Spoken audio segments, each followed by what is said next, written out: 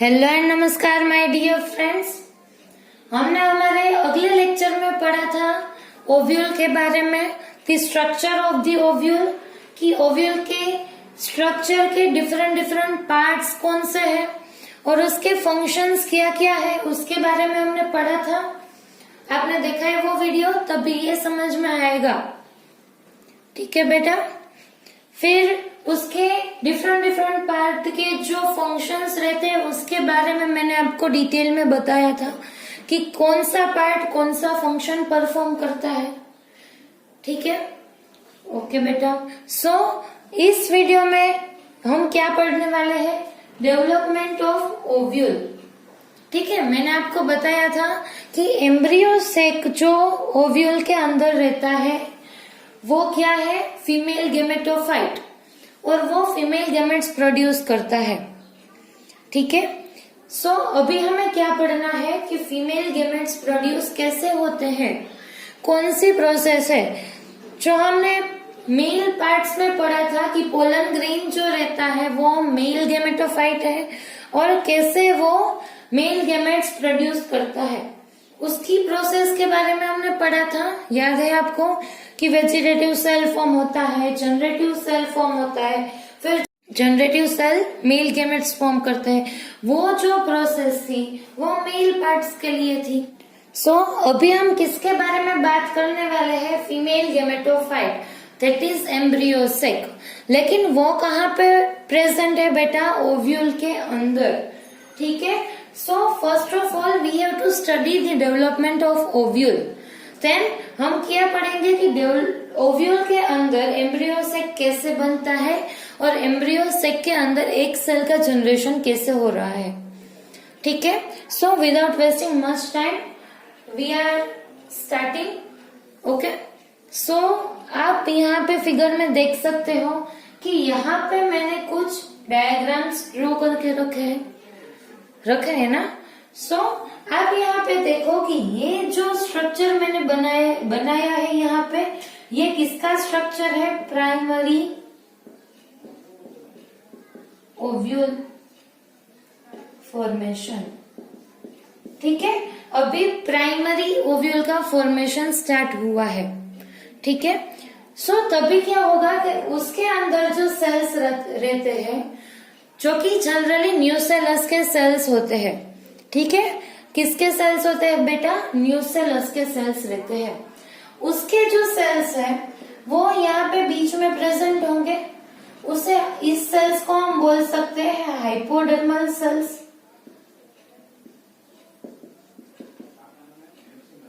ठीक है, बोल सकते हैं हाइपोडर्मल, क्योंकि ये वाले जो सेल्स होंगे वो एपिडर्मल है, उसके अंदर जो सेल्स है वो क्या है? हाइपोडर्मल सेल्स है। ठीक है।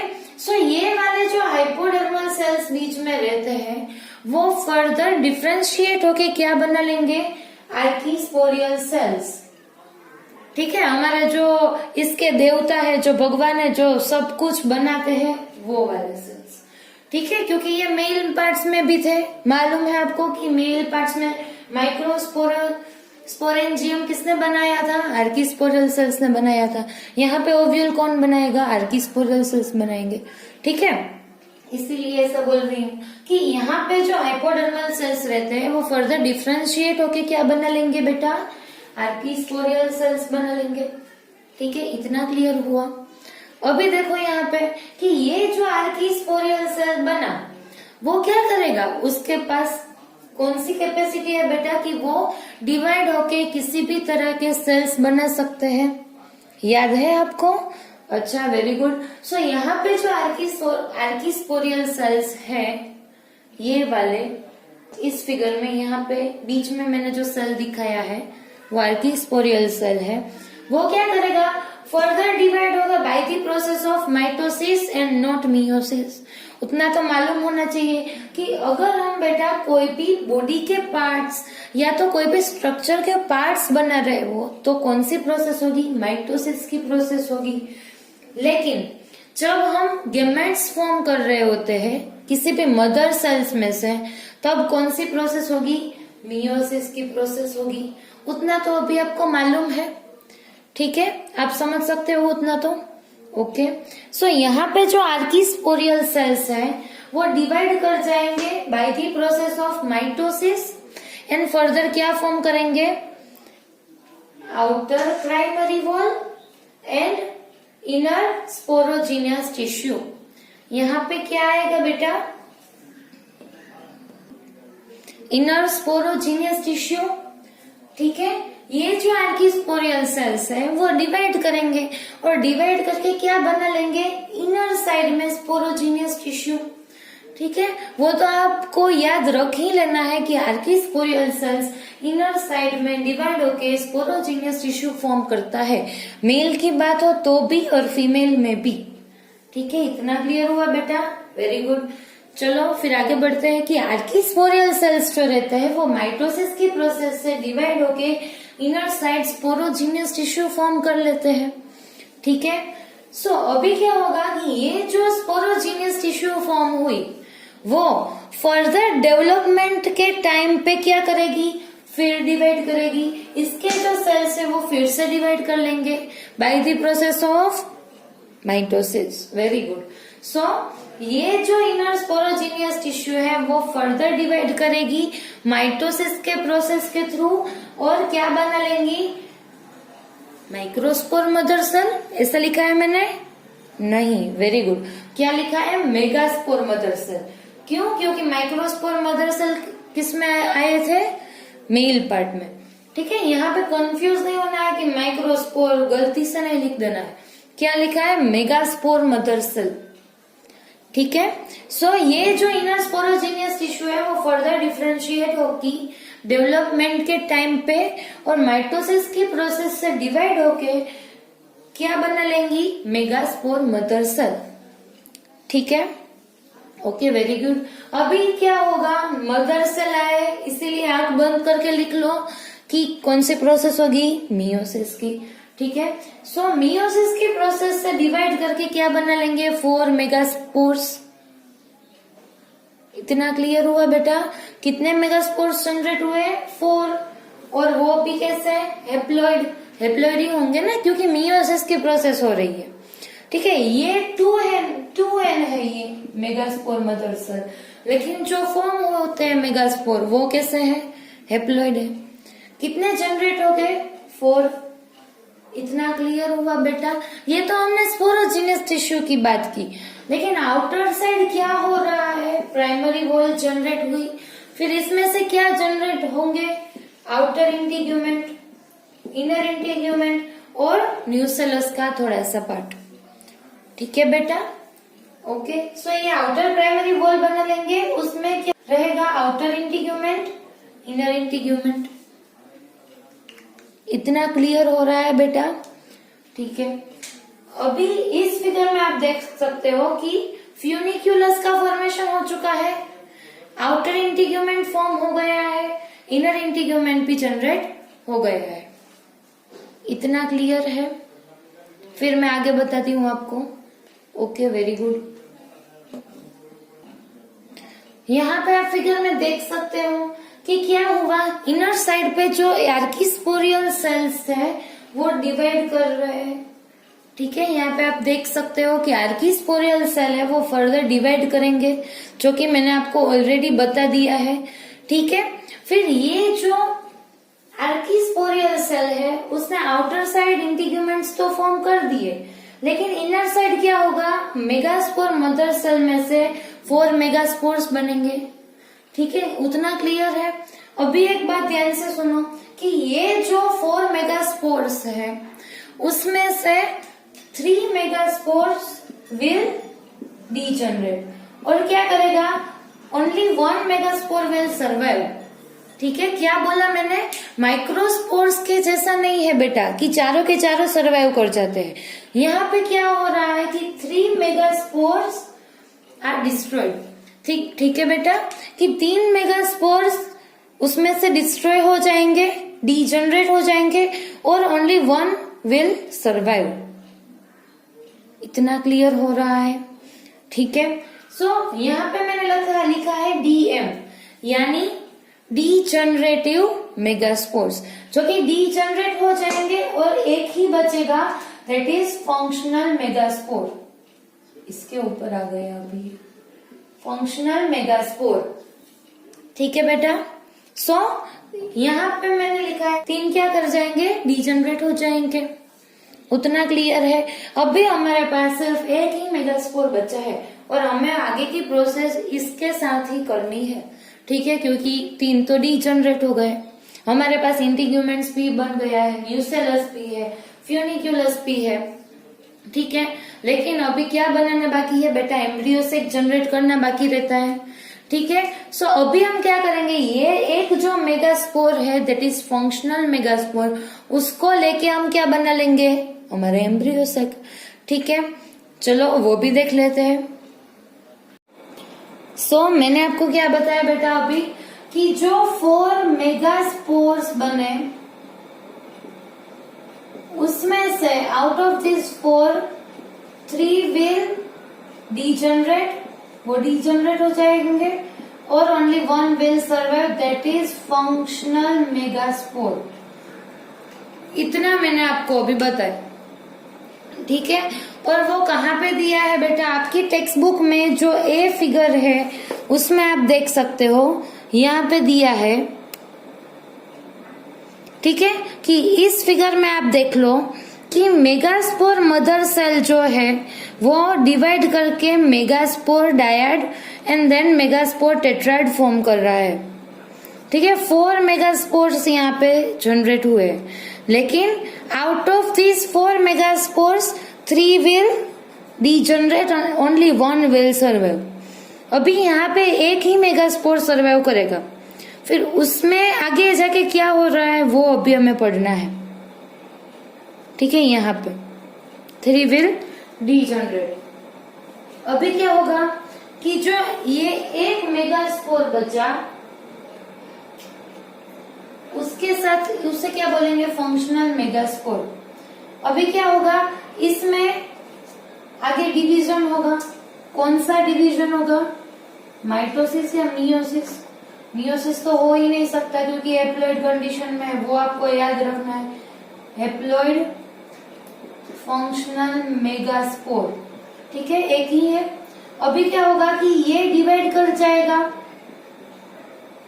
ठीक है, सो कितने बनेंगे उसमें से, फर्दर 2 बन गए मेगास्पोर। ठीक है, अभी क्या होगा, ये भी फर्दर डिवाइड करेगा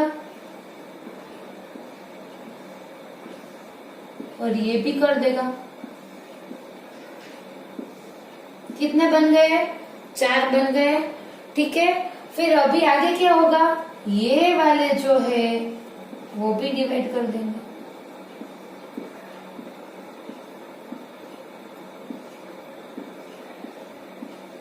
कितने बन गए, 1 2 3 4 5 6 7 8 मेगास्पोर्स बन गए अभी। ठीक है, लेकिन यहाँ पे एक ट्विस्ट है। कैसा, बहुत बड़ा तो नहीं, लेकिन आपने सुना है कि माइटोसिस में 2 प्रोसेस होती है, one is karyokinesis and second is cytokinesis. ठीक है, ये वाली प्रोसेस अगर आपको आ गई है तो मैं ये मिटा दूं। ठीक है, कुछ नहीं है, सिर्फ डिवाइड कर रहा है। ओके, चलो यहीं पे लिखती हूँ। ये जो है ये न्यूसेलस है, उसमें अभी एक मेगास्पोर था और उसमें ये न्यूक्लियस था, लेकिन अभी इसके न्यूक्लियस ने डिवाइड किया bye the process of karyokinesis. ठीक है, और कितने बना लिए, 8 1 2 3 4 5 6 7 8 ऐसा बना है। अभी ये मेगास्पोर है, ये न्यूसेलस है।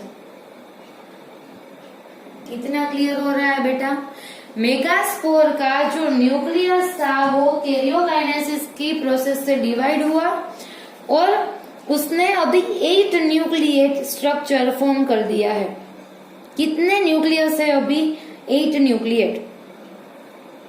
ठीक है, अभी क्या होगा, जैसे ही ये 8 न्यूक्लिएट स्ट्रक्चर बना, फिर क्या होगा, साइटोकाइनेसिस तो करना पड़ेगा ना, अभी नहीं हुआ है लेकिन अभी आगे तो होगा। कैसे होगा साइटोकाइनेसिस, यहाँ पे देखो, साइटोकाइनेसिस क्या है कि सेल जो है वो अलग अलग हो जाते हैं बाय दी। ठीक है, और उसमें क्या होगा कि सेल वॉल फॉर्मेशन हो जाएगा। इसीलिए क्या है कि यहाँ पे जो सेल अभी अलग अलग नहीं हुए हैं, डिफ्रेंशिएट नहीं हुए, ये फर्दर क्या कर जाएंगे, डिफ्रेंशिएट हो जाएंगे। ये जो न्यूसेलस है वो मैं बड़ा बना रही हूँ, ठीक है, ये अभी न्यूसेलस ही है, ठीक है। उसके अंदर जो ये स्ट्रक्चर है, ये वाला स्ट्रक्चर, ये मैं यहाँ पे बना रही हूँ, ठीक है। अभी क्या होगा, ये जो न्यूक्लियस के सराउंडिंग सेल वॉल फॉर्म होगा, होने की स्टार्ट हो जाएगी, ठीक है। ये जो थोड़े से सेल है, ये न्यूक्लियस है, वो अपर डायरेक्शन में चले जाएंगे और यहाँ पे क्या बनेगा, इसके सराउंडिंग में ये जो सेल वॉल फॉर्म हो गई है, ठीक है। ये जो बताई है वो सेल वॉल है, न्यूक्लियस तो अंदर की साइड है। समझ में आया बेटा? आई रिपीट, ये जो न्यूक्लियस है, इसे मैं यहाँ पे जूम कर लूं तो ऐसे न्यूक्लियस है, तो फिर क्या होगा, यहाँ पे सेल वॉल फॉर्म होना स्टार्ट हो जाएगी इस तरह से। अभी क्या हुआ कि ये जो 3 सेल बन गए, जो कि अभी सेल है, पहले क्या थे, न्यूक्लियस थे, ठीक है। सो ये जो सेल है वो अभी कहाँ चले गए, यहाँ सेल बनने स्टार्ट हो गए, और बाकी के जो है वो यहाँ पे बनना स्टार्ट हो गए। इतना क्लियर हो रहा है बेटा? ठीक है। लेकिन अभी कितने न्यूक्लियस के सराउंडिंग में सेल वॉल फॉर्म हो गए, 1 2 3 4 5 6, लेकिन अभी 2 बच गए। कितने? 2 बाकी है ना, अभी 8 थे टोटल यहाँ पे, वो जो हमने प्रोसेस की उसमें से, ठीक है। सो अभी क्या होगा कि जो 2 बच गए वो कहाँ पे आ जाएंगे, सेंटर में। इसके सराउंडिंग में अभी सेल वॉल बनी नहीं है, कहा मैंने बनाई है, अगर यहाँ पे मैं ऐसा कर दूं तो बनी, लेकिन यहाँ पे सेल वॉल अभी नहीं फॉर्म हुई है, ठीक है। इसीलिए ये क्या है, दोनों न्यूक्लियस ही है, सेल वॉल तो कहाँ पे बनी है, ये जो 3 सेल और ये 3 सेल, ठीक है बेटा। ये समझ में आ रहा है? एकदम इजी है अगर आप ध्यान से पढ़ो तो, कंफ्यूज होने की तो बिल्कुल बात ही नहीं है यहाँ पे, ठीक है। इतना क्लियर हुआ कि ये जो न्यूक्लियस थे, 6 न्यूक्लियस, 6, उसके सराउंडिंग में सेल वॉल बन गई, लेकिन 2 बच गए, उसके सराउंडिंग में अभी सेल वॉल बनी नहीं है, ठीक है। इसीलिए आप अभी यहाँ पे देखो कि ये बीच का जो स्ट्रक्चर है, ठीक है, उसमें कैसा है, 1 2 3 4 5 6 और ये वाला 7, ये भी तो सेल ही है ना, उसके न्यूक्लियस ने डिवाइड किया था, ठीक है। सो टोटल कितने सेल है यहाँ पे, ये जो बाहर वाला था वो तो है ही पहले से, लेकिन उसके अंदर कितने बन गए, ये 1 2 3 4 5 6 7, टोटल 7 सेल इसके अंदर के स्ट्रक्चर में है। ये बाहर वाला तो न्यूसेलस है, ठीक है। अंदर के स्ट्रक्चर में 7 सेल्स है, अभी आप देख सकते हो, और न्यूक्लियस कितने, चलो वो भी काउंट कर लेते हैं। 1 2 3 4 5 6 7 8 कितने हैं, 8 न्यूक्लियस है। फिर से काउंट करो, 1 2 3 4 5 6 7 8, ये दोनों तो न्यूक्लियस ही है, आपको मालूम ही है। सो 7 सेल और 8 न्यूक्लियस, ऐसा जो स्ट्रक्चर बनता है 7 cell 8 nucleus, that is embryo sac. और एम्ब्रियोसेक हमारा क्या है, फीमेल गैमेटोफाइट बन गया ना, ठीक है। कितना इजी है देखो बेटा, एम्ब्रियोसेक हमने बना ली है इतनी ही देर में, ठीक है। सो हमने क्या पढ़ा बेसिकली अभी तक हमने, कि जो आर्किस्पोरियल सेल्स थे उसने डिवाइड किया, हाइपोडर्मल जो सेल्स थे वो आर्किस्पोरियल सेल्स बने, उसमें से उसने आउटर वॉल्स फॉर्म की और inner side sporogenous tissue form की। फिर स्पोरोजीनियस टिश्यू में से हमने मेगास्पोर मदर सेल्स बना लिए थे, और इसमें कौन सी प्रोसेस इन्वॉल्व थी, माइटोसिस की प्रोसेस। फिर क्या हुआ था बेटा कि जो मेगास्पोर मदर सेल है वो फर्दर डिवाइड करके, और उसने 4 माइक्रोस्पोर जनरेट कर लिए, जो कि माइक्रोस्पोर टेट्राड है। अभी क्या हुआ, उसमें से 3 डी जनरेट हो गए और ओनली 1 उसने एक ही सर्वाइव किया, एक ने ही, ठीक है।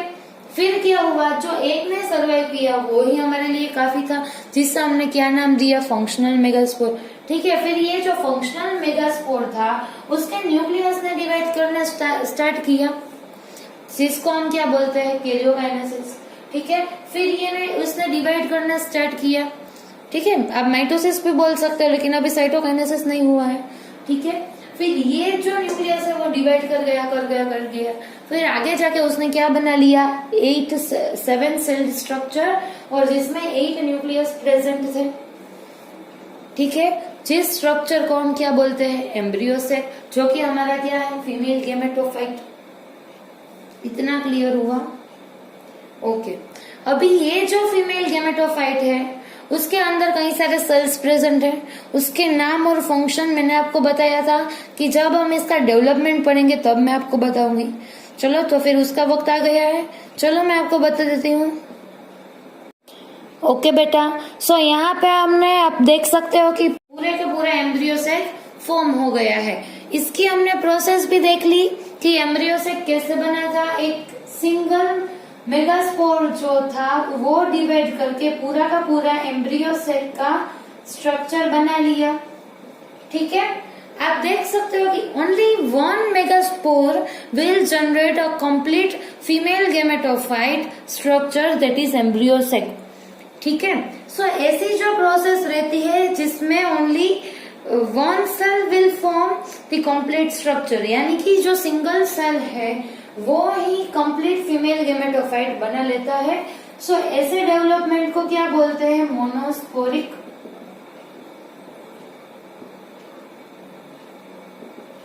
डेवलपमेंट। कैसा डेवलपमेंट बोलते हैं, मोनोस्पोरिक डेवलपमेंट। यानी ओनली 1 मेगा, यहाँ पे ओनली 1 मेगा स्पोर था, मोनो यानी 1, स्पोरिक यानी स्पोर एक ही था। आपको याद है 3 तो डिजेनरेट हो गए थे, फिर उसने कंप्लीटली डिवाइड होके और डेवलप होके कंप्लीट स्ट्रक्चर बना लिया, जो कि अभी आपके सामने है, दैट इज एम्ब्रियो सेल।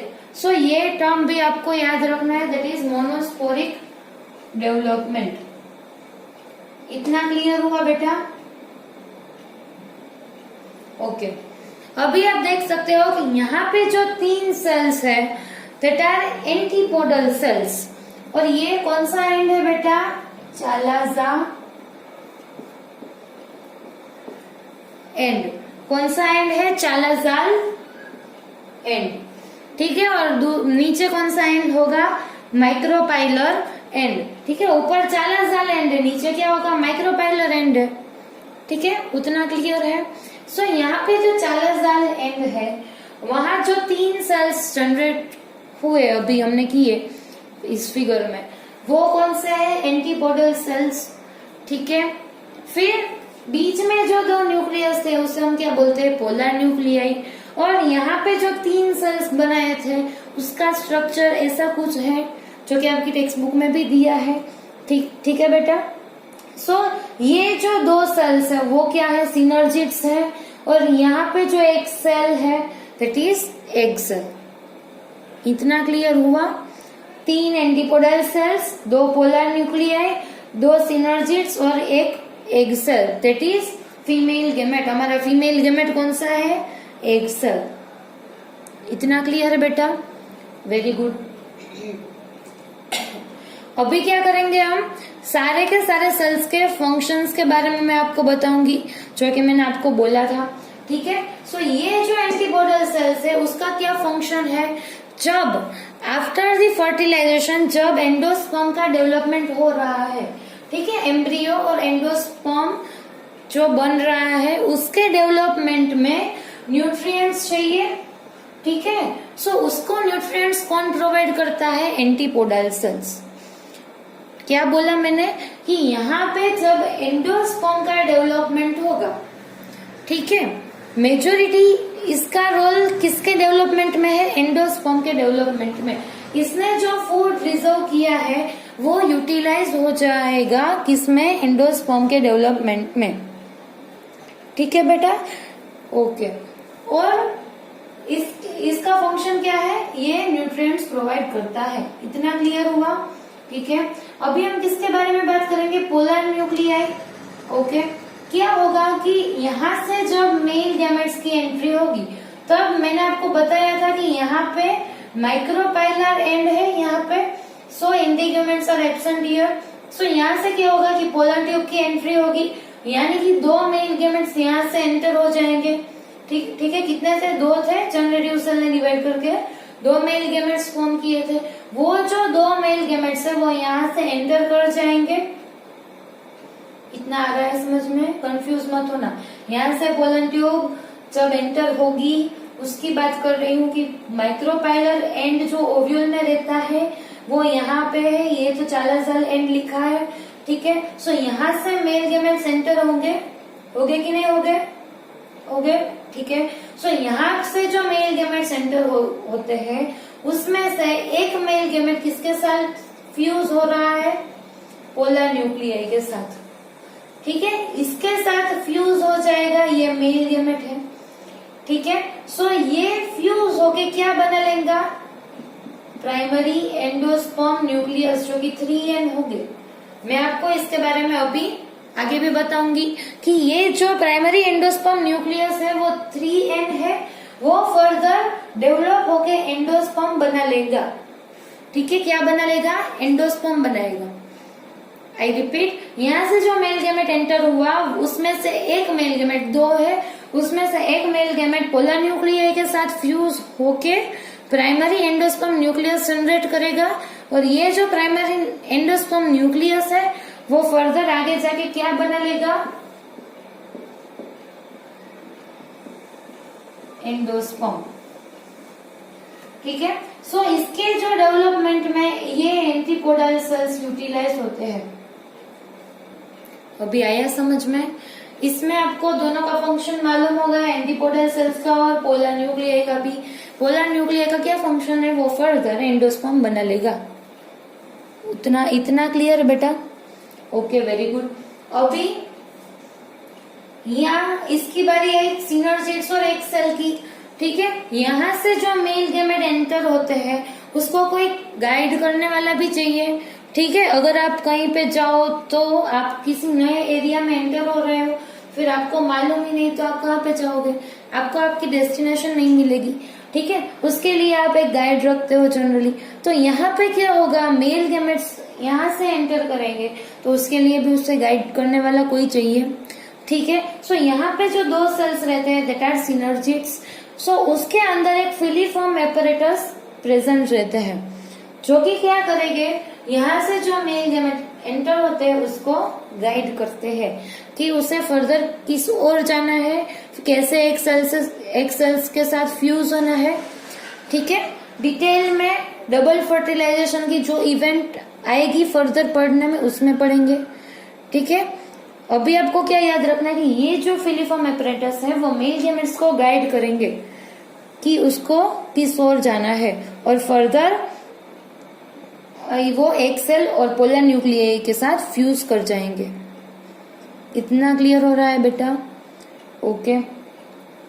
अभी मैं आपको एक सेल के बारे में बता दी हूँ कि जो दूसरा मेल गेमेट है वो जाके एक सेल के साथ फ्यूज कर जाएगा, ठीक है। और ये जो एक सेल है उसके साथ मेल गेमेट फ्यूज होगा, फिर वो क्या बना लेंगे? जाइगोट, ठीक है। फिर जाइगोट डेवलप होके क्या बना लेगा? एम्ब्रियो, ठीक है। फिर एम्ब्रियो में से शूट और रूट का फॉर्मेशन होगा। आपने पढ़ा है प्लूम्यूल और रेडिकल के बारे में, जो कि एम्ब्रियो के पार्ट्स हैं 11th में, ठीक है। इतना क्लियर है बेटा अभी आपको?